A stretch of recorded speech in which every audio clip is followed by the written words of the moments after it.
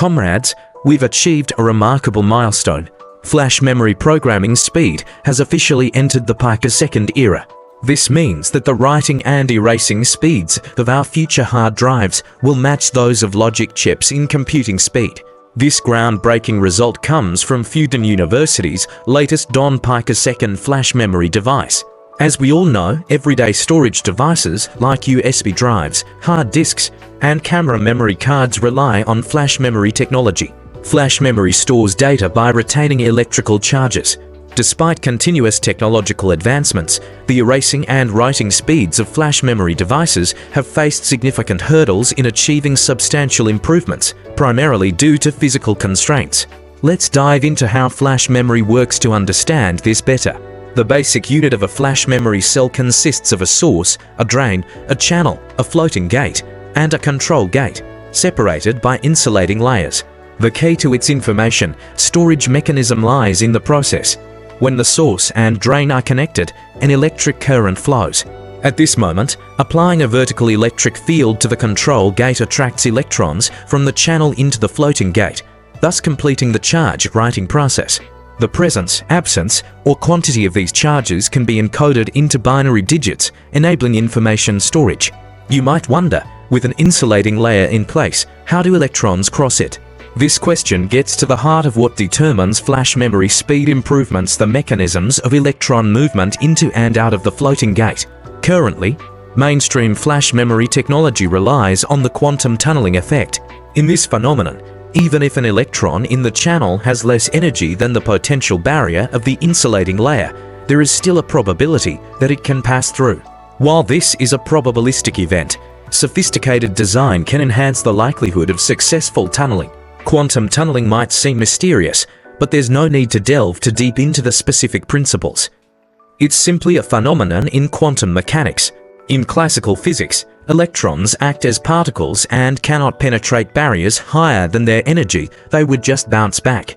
However, in quantum mechanics, electrons can also behave as waves, allowing them to leak through barriers to some extent. The problem with quantum tunneling is its time scale. Based on this effect, the operation time typically ranges from 10 to 100 microseconds. In the realm of silicon-based technology, achieving significant further improvements in this time scale has proven extremely challenging. To overcome this, researchers have explored using two-dimensional 2D materials for the channel, replacing traditional silicon-based materials. 2D materials, which are only a single atom thick, possess unique physical properties. Thanks to these, the tunneling time can be reduced to 10 to 20 nanoseconds, marking a substantial improvement. But does this mean there's no hope for silicon-based technology? Not at all. There's another charge erasing and writing mechanism called hot electron injection. Unlike quantum tunneling, this approach is more straightforward and forceful. It uses a horizontal electric field between the source and drain to accelerate electrons, turning them into hot electrons with energy higher than the insulating layer's potential barrier. Guided by the gate electric field, these hot electrons can then penetrate the barrier directly. In certain devices, hot electron injection can reduce the transit time to several tens of nanoseconds. However, hot electron injection isn't a mainstream technology. It's only used in specific scenarios. The majority of commercially available flash memory still relies on quantum tunneling. Why? First, quantum tunneling requires only a small electric current, making it more energy efficient. In contrast, hot electron injection demands a large current, resulting in higher power consumption. Second, the forceful nature of hot electron injection causes the insulating layer to degrade more quickly, limiting the number of times the device can be erased and written. This is where Fudan University's breakthrough lies. The team combined the hot electron injection mechanism with 2D materials. As mentioned earlier, in silicon-based devices, hot electron injection can already reduce the transit time from microseconds to nanoseconds, a significant improvement over quantum tunneling. When 2D materials are used for the channel, it breaks through the nanosecond barrier and enters the picosecond era. Specifically, the team tested two types of 2D materials, graphene and dichalcogenides. The graphene-based flash memory achieved a programming speed of 400 picoseconds, surpassing the 1 nanosecond mark. Although the dichalcogenide-based flash memory was a bit slower, it still reached a speed of 1 nanosecond. What does this mean? The graphene-based flash memory's erasing and writing speed now exceeds that of SRAM static random access memory, which is the fastest programming storage device among all current types. SRAM, constructed from transistors, is commonly used as the CPU cache and typically has a speed ranging from 0.5 to 1 nanosecond. This achievement is historic. For the first time, the speed of non-volatile memory flash memory can store data long-term has outpaced that of volatile memory SRAM loses data once the power is off. The secret to this success lies in the combination of hot electron injection, which is inherently faster than quantum tunneling in certain devices, and to materials, especially graphene. Graphene's exceptional electrical conductivity and ultra-low scattering rate efficiently accelerate electrons. Coupled with optimized electric field models, this combination enables incredibly fast electron transit and injection speeds. Take a look. When an electric current is conducted between the source and the drain, the planar surface here is made of two-dimensional graphene. Once the control gate applies a vertical electric field, the accelerated hot electrons can instantly penetrate the insulating layer in a high-energy state and be stored in the floating gate. Now, let's look at this diagram to gain a more detailed understanding of its engineering design. Here is graphene, right? It serves as the channel responsible for conducting the electric current. This substance, HBN, which stands for hexagonal boron nitride, is the insulating layer that electrons need to cross. And this HFO, called hafnium dioxide, is what we mentioned as the floating gate before. To be precise, it's called the trapping layer here. In short, it's used for storing electric charges. Below it is aluminum oxide, which acts as a blocking layer, separating the trapping layer from the control gate beneath it. That's the basic structure, which is quite simple. We can see that this is another typical scenario where two-dimensional materials play a crucial role. It essentially combines the hot electron injection mechanism with two-dimensional materials. Through further theoretical innovation and technical implementation, this achievement has been realized. Some might ask, since its programming speed is faster than that of SRAM, does it mean that it can replace the cache and memory in computers? Does it imply that in the future, electronic products will only need flash memory? Let's discuss this in detail. The key of this so-called Picosecond flash memory still lies in the nature of flash memory. Flash memory technology, which is based on charge storage, has a limited number of erasing and writing cycles. As a volatile memory, RAM can almost support an infinite number of writes, boasting extremely high durability. Although its manufacturing cost is relatively high as the multi-level cache of the CPU, its function is currently irreplaceable. DRAM, that is, the random access memory, is also a volatile memory.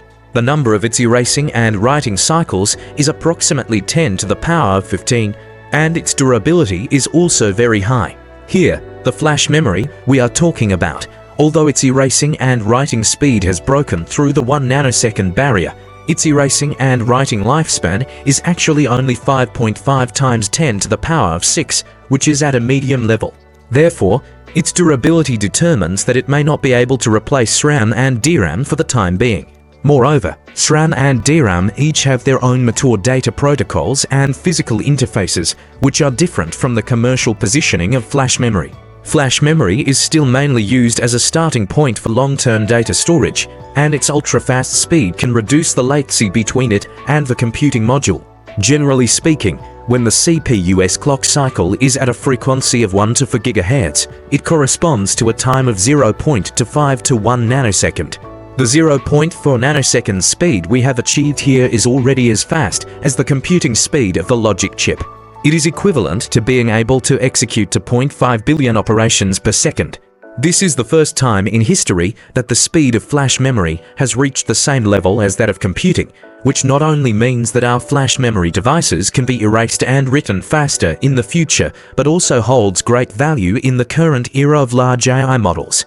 Because during the training and inference of large models, the weight data of the models needs to be read from and assisted by the flash hard drive, and this process can now have reduced latency. Of course, there are two small issues involved here. Smart viewers may have already noticed that although this two-dimensional flash memory has a very fast erasing and writing speed, we haven't mentioned its reading speed. This is not stated in the thesis, but it does mention that its on-off ratio is very high. This means that the contrast between the two states of the presence and absence of electric charges is very obvious. Reading is achieved by applying a reading voltage to measure the changes in current or voltage. So, theoretically, its reading speed should be able to be very fast. Although it is not specifically indicated, reading should not be a major problem. Therefore, as a flash memory device, this new type of component can also exert its unique programming advantages in the hardware architecture of large models. Another issue is that since the CPU and GPU mainly interact with DRAM, that is, the memory, if the programming speed of the flash memory reaches 0.4 nanoseconds but the DRAM cannot keep up, then this ultra-fast speed does not directly benefit the logic chip. So, under the existing architecture, the value of picosecond level flash memory is mainly compared with that of previous traditional flash memory. However, we can also look forward to the future, with the performance optimization of this new type of two-dimensional flash memory. If its erasing and writing lifespan can be further improved and even be on par with that of DRAM because DRAM also does not support infinite erasing and writing, then picosecond flash memory indeed has the potential to replace DRAM. That is to say, the functions of memory and hard drive would be combined into one. If this really happens, it means that the concepts of internal memory and external memory will no longer exist, and hierarchical storage will not be necessary at all. A full-fledged DeepSeek 21 could be directly installed locally. So, the potential of this achievement is still very great. Moreover, in the report on the official website of Fudan University, it is mentioned that after large-scale integration is completed, it is expected to completely subvert the existing memory architecture. Therefore, the research team has high hopes for this batch of flash memory. However, I personally still have some doubts at present. That is, although we say that it may eliminate the hierarchical distinction between internal and external memory, as mentioned before, it still has the problem of erasing and writing lifespan.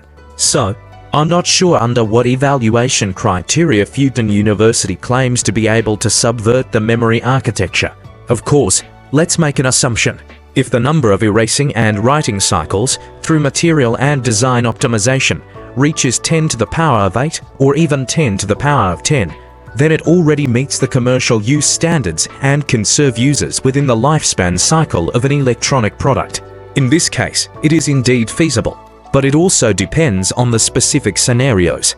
If it is for high-performance computing, mobile phones, and personal computers, it may not be sufficient. However, if it is for the Internet of Things IoT, it is quite possible. In any case, the achievement of Fudan University this time provides a new reference for the memory architecture. Currently, there are still some doubts about its lifespan issue. If it can achieve an erasing and writing cycle number comparable to that of products like RAM, then there will be no need to distinguish between the concepts of internal memory and external memory, which will be a significant subversion of computers. It should be noted that in the translation process, the content has been adjusted and refined according to the context and language habits to make the expression more in line with English norms. And some technical terms may have different expressions in different professional fields, but the overall meaning has been accurately conveyed.